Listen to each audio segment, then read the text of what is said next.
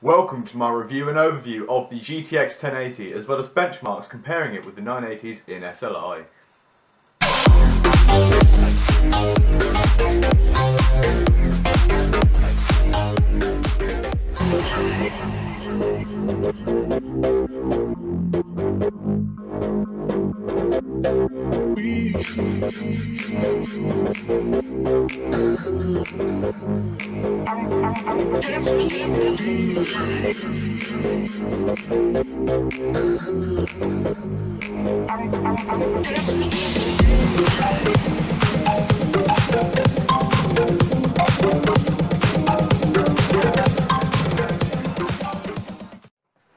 So, in terms of performance, I can't be bothered to make graphs for you guys because I haven't got Microsoft Office installed, so I can't use Excel here, and I can't be bothered to get out my work laptop. So, we're stuck with me reading out benchmarks to you other than what you've just seen. So you know how fast it is. You can see it's the fastest single GPU solution on the market, and in fact, even against something like R9 395X2 or the Titan Z, which has 2 GPUs on the die, this is actually about equivalent, if not slightly faster in terms of speed.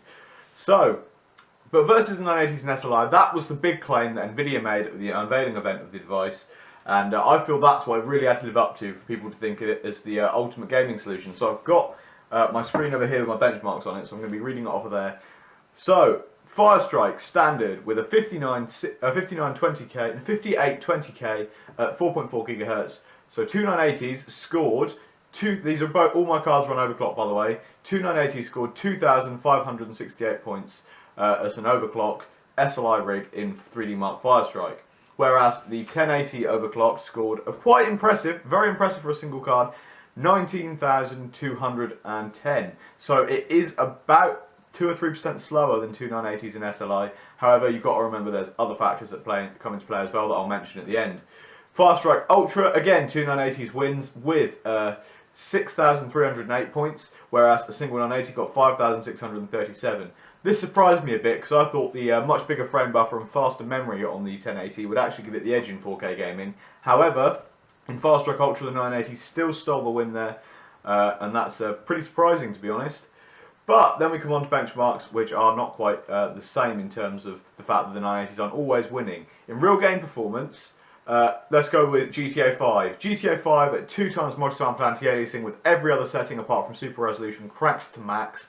The two 980s in SLI scored 78.142 frames per second on average, and also dipped below 40 FPS in high intensity areas. Whereas the 1080 on the exact same graphics settings scored 88.65 frames a second, so nearly over 10 frames a second faster, whilst never dipping below 47 FPS, so having a better minimum FPS, as well as a much smoother gameplay experience. And that's pretty impressive. So GTA 5, the 1080 actually beats two 980s in SLI. Crysis 3 is not the same story at all. Apparently my 980 SLI rig used to score 90 FPS on average, just below 89.671, whereas my 1080 rig only scores 60.1 FPS. 61 FPS, sorry.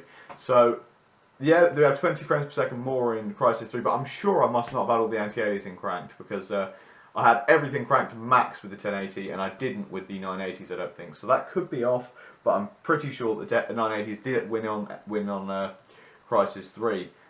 Black Ops 3 on the other hand is a massive difference. Two 980s were scoring about 120 frames per second on average for an SLI rig with all settings cranked to max, including anti-aliasing, which with two graphics cards can only be turned up to SMAA 1 times. So that's the highest anti-aliasing setting, so I tested the 1080 on these settings, which scored an average of 200.833 FPS versus the 120 of the 980. So Call of Duty, the 1080 absolutely smashes all the competition and actually reaches the 240 frames a second frame limit buffer of the game engine. So holy shit, that's ridiculous. Don't know how it did that, but if you want to play Black Ops 3, the 1080 smashes any card solution on the market. Don't know how it does it.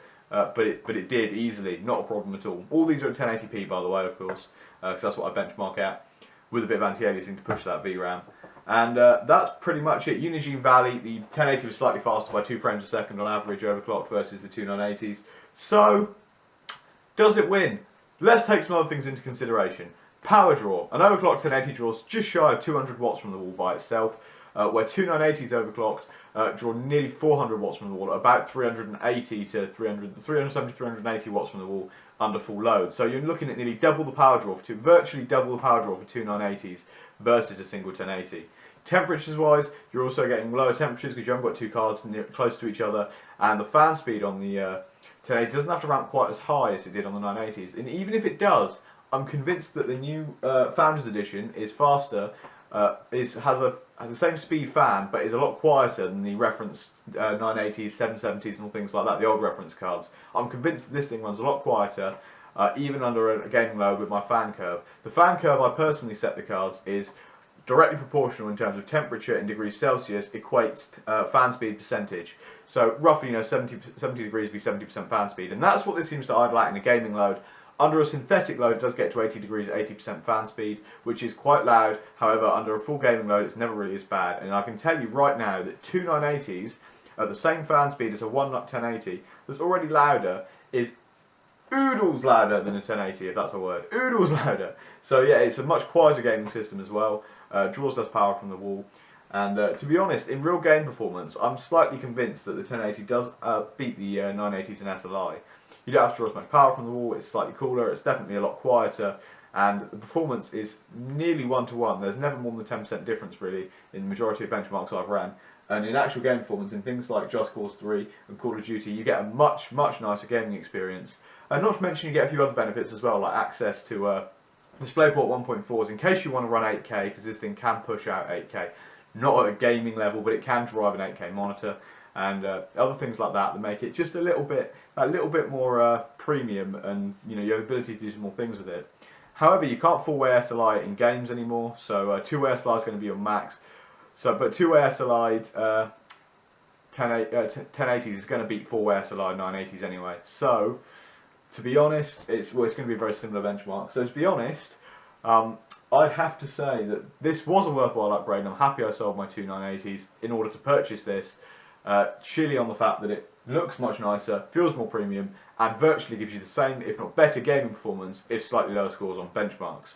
So I hope you guys have enjoyed the video. Please remember to like, comment and subscribe. Follow me on Twitter at Bandicoot101, like my Facebook page at Bandicoot101, and follow me on Instagram at Bandicoot101. Links to all that good social media stuff will be down in the description below. Check out other videos as well, like my 980 SLI benchmarks, my computer builds. I'll have a link to a few in the description so you guys can check those out as well. But I hope you guys enjoyed the video, and if you share my content, it helps me out a massive amount, and I really appreciate it. And I'll see you guys very soon with another awesome vlog, gaming or tech video.